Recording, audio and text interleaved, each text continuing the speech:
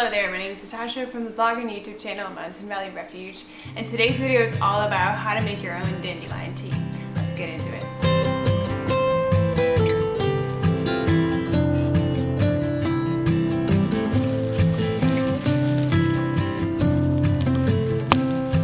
Now this video is going to be in 3 parts, so listen up for whatever part you may be here for and then you can skip ahead. The first part is going to be about foraging, the second part is about preserving, drying, and then the third part is about making actual dandelion tea. So skip to whatever section you're here for, and if you're interested in all of it, join me as we talk about how to make your own dandelion tea. So first up, foraging. Foraging is a fancy term for going out into the wild and picking something that you could use for food or preserving or some kind of medicinal use. And of course, dandelion makes a wonderful plant to harvest. This is what a dandelion looks like. You can very visibly see the flower and the leaves, and then you can't see, but you can also harvest the roots, which are underground. And I'm going to show you how I harvest the flowers, the leaves, as well as the roots. Although I didn't have that much success with harvesting roots, it's quite a pickle, but I'm going to show you what I'm able. Now there are some general foraging rules if you're going out into the wild to gather some food, and that is that you should gather respectfully and not over-consume, meaning take a little bit here and a little bit there. We're not trying to deplete a whole area of the resources, but rather just take what we need and move along. That way you're leaving some for whatever animal may need it or someone else who may come along. Someone actually reminded me in another video that we should leave some for the bees. You know, it's early in the season usually when we're seeing dandelions come up just after winter, and so the bees are hungry for whatever kind of flowers they can get pollen from, so leave some for the bees. And then another important thing when you're foraging is that you want to think about where you are and if it actually makes sense for you to be taking whatever you're going to be taking from that area. Has there recently been pesticides sprayed? Do cars usually drive by with a lot of dirt and gross gases, or do people walk their pets past the area that could, you know, do their business around where you're about to harvest? That's not the kind of food that you want to be bringing into your house and using and eating and drying for tea, as you can imagine why. So foraging kind of requires you to go in a little deeper and go searching for what you're looking for in an area where not a lot of people are going to go, especially not people who are just casually walking their dogs. So it takes a little bit of work, but it is well worth it to know that you are harvesting something that is really good. And really, a little bit of work for something good is actually the most beneficial part, being a part of the experience to actually go down, touch the ground, touch the plant, get it for yourself, do the work to come in and wash it and preserve it and then actually consume it.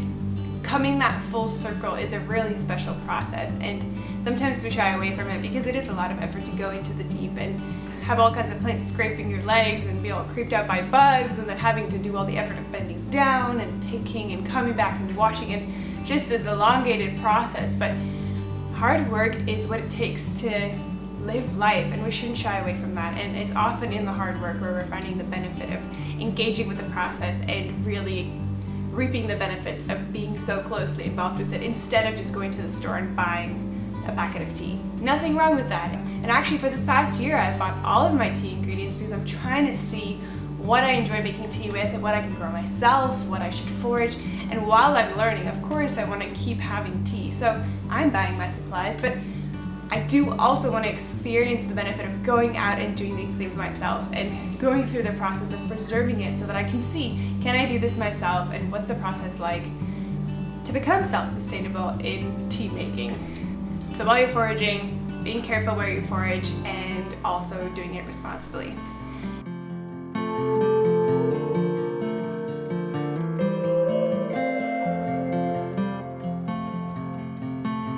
So I got out in the field and there was just an abundance of dandelions to choose from, and the plants were quite big, so I thought that to be very exciting because the roots would also be very big and have a really great reward.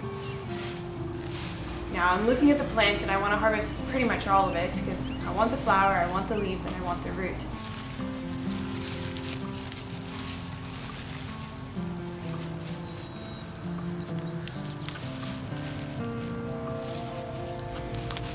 And so I pull and I pull, but the roots of these dandelion plants were so big, I was not going to be able to yank them out. So of course the tops separated from the roots, which is fine because I can use the leaves and I can also use the flowers, so I'm not losing. Just keep in mind that when you are harvesting a plant like this, there are some leaves that have been damaged or eaten by bugs or are dirty or whatever the case. You know, take the time to sort of sift through what you're picking and leave what you're not going to take. I know most people would say don't even harvest what you're not going to take, but in this case, there's an array of dandelion bushes and these are almost getting to the end of their point, so it's not the end of the world to pull a dandelion bush and leave what I'm not going to use, and that way it can compost right where it's at. Be selective with your leaves because they're not all going to be clean, and of course you can't really have control over that, and we're going to bring them into the house and wash them in any case, but while you're out there you may as well, you know, kind of separate the crop and take what's best.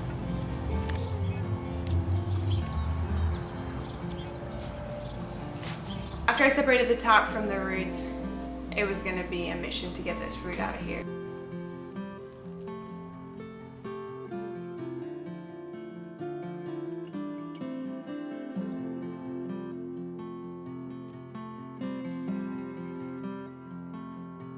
Yes, I tried a knife and fork. I thought maybe it's not that deep. I could just wiggle the ground around it with my fork and just sort of with my knife scoop it out.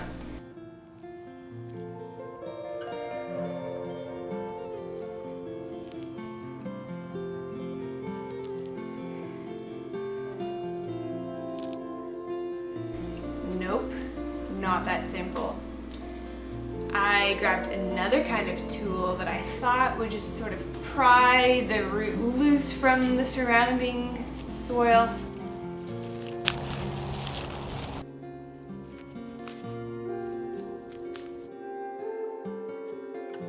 That also didn't work. Although I was able to get a root out, it just wasn't the right tool because it was breaking the root apart by the time I got to pulling it out. It was not intact anymore, which doesn't really matter, but it was just not going to work for being able to harvest lots of fruits. So if you're going to harvest dandelion root, I recommend that you get that tool that gets rid of dandelions as a weed. I think they sell them at Home Depot or Rona, someplace like that, and try using that to see if you can extract the root without damaging most of it. What I ended up doing is just harvesting any kind of dandelions we had in our garden that weren't that big and that would just pull out easily with me simply pulling them out instead of trying to harvest the nice big ones in the field.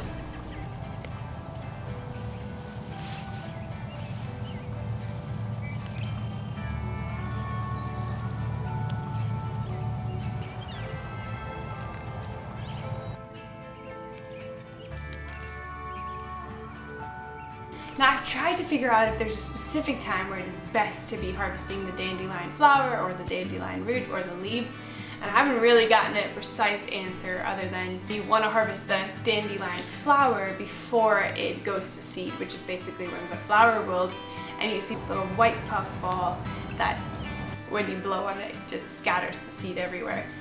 You want to pick the flower before that, obviously.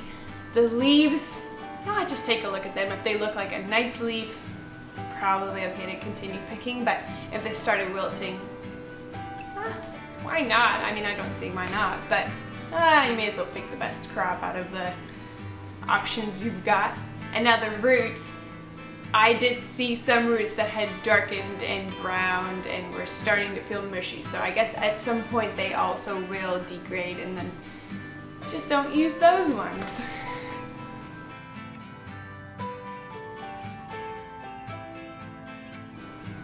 But the exact period from when the dandelions start to when they lessen in their abundance, I'm not exactly sure when's the exact time to harvest. It seems to be fine anytime before any of these things that I just explained. So I gathered here and there, and then I brought what I harvested back to the house to wash up and start drying it out.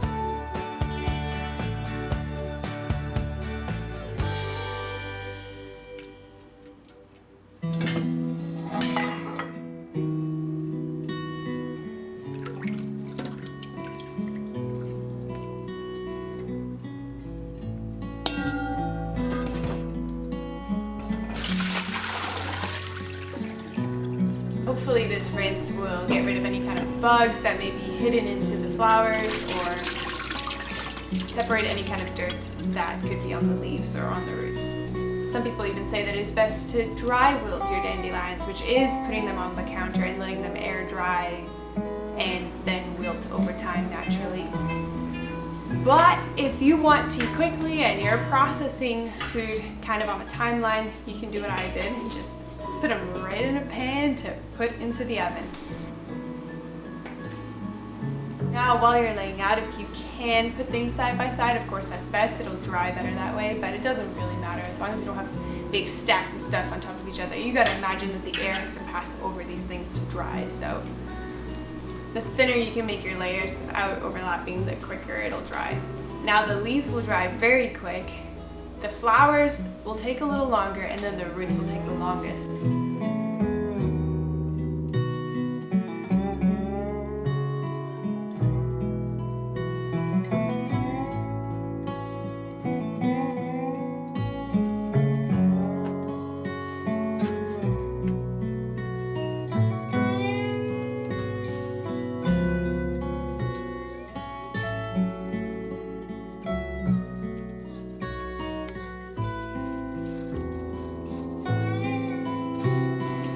See here that the root that I'm cleaning is nice and white and healthy. It will make for a really nice dandelion root, which I think holds most of the benefit of this plant.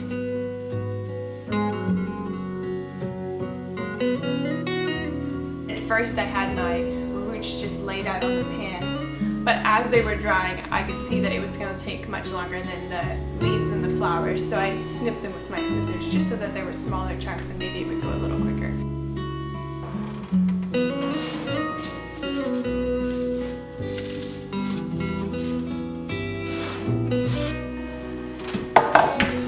Now you could leave this to dry overnight, but I like to just dry it when I can keep an eye on it, just to make sure that nothing's going wrong. I turned my oven here to the lowest that it will go, which is actually not very low. It's nowhere near the temperature that you would get with a dehydrator, for example, but I don't have a dehydrator, so I'm using my oven, and it works just fine. I don't know the benefit of using the dehydrator and what it would do for you that is better than the oven, but it's worked for me in the oven, so I can vouch for that.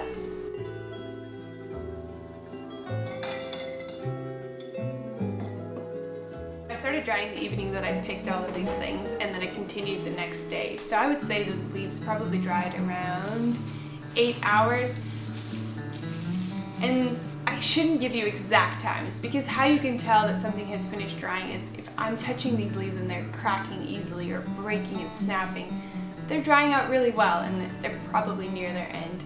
The flowers still feel kind of flowery, and so I left them a little longer because I wasn't sure if it was fully dried out. And that's where natural wilting is actually better for the dandelion flower, because it will over time release its own moisture and start wilting, so there's lesser chance of you by accident not drying the flower long enough and then storing it in a jar and then it becomes moldy.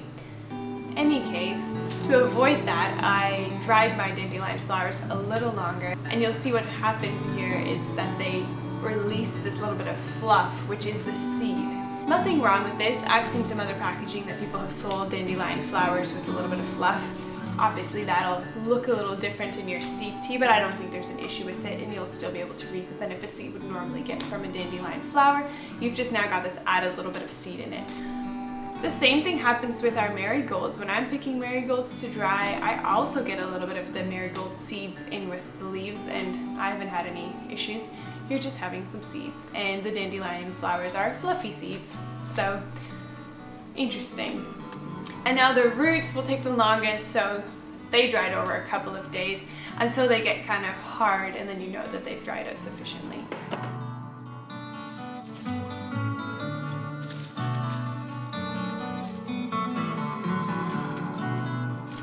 And now to actually make the dandelion tea. Here is some dandelion tea recipes that you can make. And the reason I am offering you some recipes here is because dandelion tea tastes kind of grassy. I mean, you can taste it for yourself. If you buy some dandelion leaves or you harvest them and dry them, take it just as it is and steep it in some hot water or cold water, which would just take a little longer, and steep it for as long as you want to get the strong taste that you're going for. Just try it on its own at first and get a feel for the taste of the dandelion, and that will also help you decide what best to pair with it to, you know, create a flavor that you would like.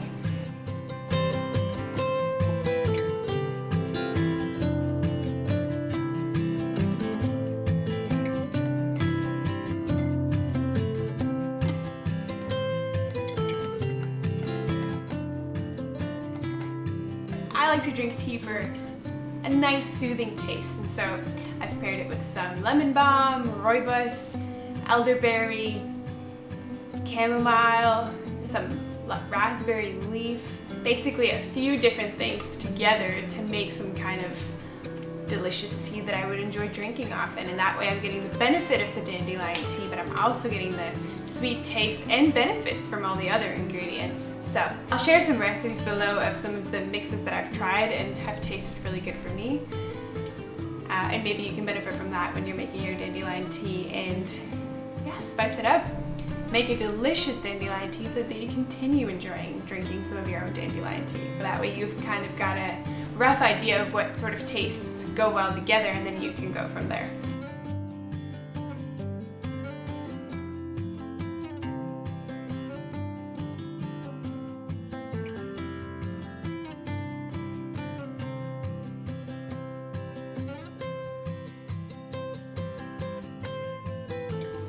Well, I hope that has been very helpful for you, and that you now know how you can make and harvest your own dandelion tea. If you like content like this, please stick around, subscribe to this channel, and then you can catch some of our next videos, which are generally about gardening or homemaking, baking, cooking, camping, things like that. So stick around and we'll see you in the next videos.